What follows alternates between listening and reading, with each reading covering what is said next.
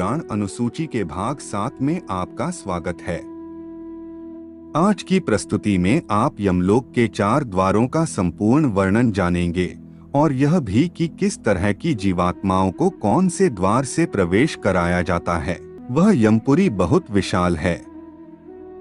उसका विस्तार व ऊंचाई हमने आपको गरुड़ पुराण के पिछले भाग में बताया था। अब हम आपके समक्ष यमलोक के 4 द्वारों का संपूर्ण विवरण कर रहे हैं। पक्षीराज गरुड़ भगवान से बोले कि हे प्रभु, आपने मुझे यममार्ग का संपूर्ण ज्ञान दिया, यमपुरी का विस्तार भी आपने मुझे भली भांति बताया। हे भगवान, अब आप मुझे बताइए कि यमपुरी में 4 द्वार क्यों हैं और क्या वे चारों द्वार एक जैसे हैं या उनमें किसी तरह का भेद है। कृपया आप मेरे इस संशय को नष्ट करें। हे पक्षीराज, आपके प्रश्न बहुत उत्तम हैं। यह प्रश्न मनुष्य जाति के लिए लाभकारी सिद्ध होंगे। तुम इनके उत्तर सुनो।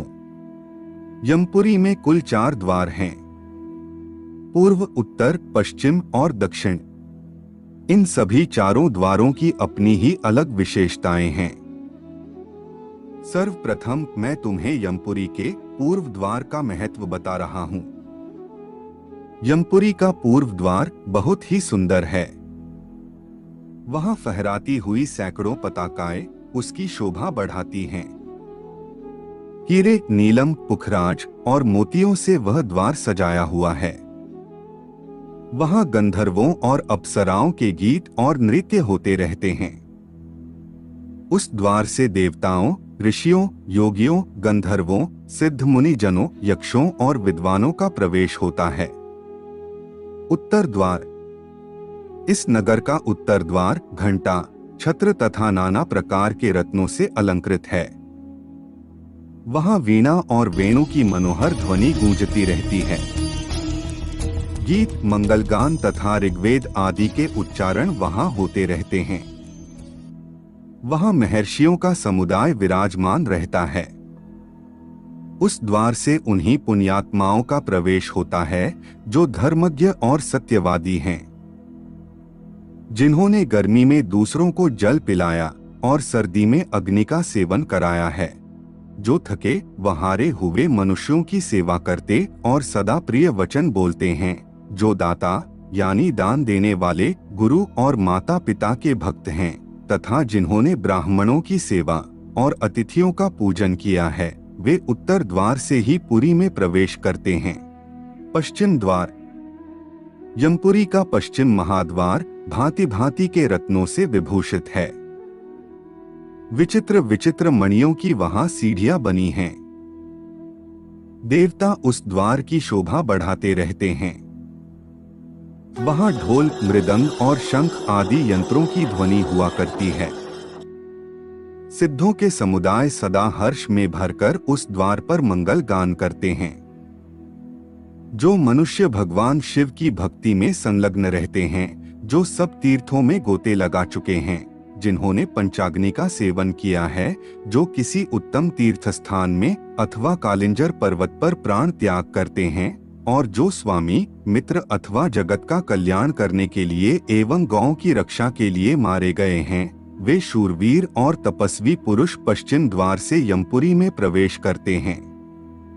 हे गरुड़, अब मैं तुम्हारे समक्ष यमपुरी के सबसे पीड़ाजनक व विकराल द्वार का वर्णन कर रहा हूं। तुम इसे ध्यान से सुनो। उस पुरी का दक्षिण द्वार अत्यंत भयानक है। वह संपूर्ण जीवों के मन में भय उत्पन्न करने वाला है। वहां निरंतर हाहाकार मचा रहता है और सदा अंधेरा छाया रहता है। उस द्वार पर तीखे सींग, कांटे, बिच्छू, सांप, वज्रमुख कीट, भेड़िए, व्याघ्र, रीछ, सिंह, गीदड़, कुत्ते, बिलाव और गीध उपस्थित रहते हैं। उनके मुखों से आग की लपटें निकला करती हैं। जो सदा सबका अनहित करने वाले पापी आत्मा हैं, उन्हीं का उस मार्ग से पुरी में प्रवेश होता है।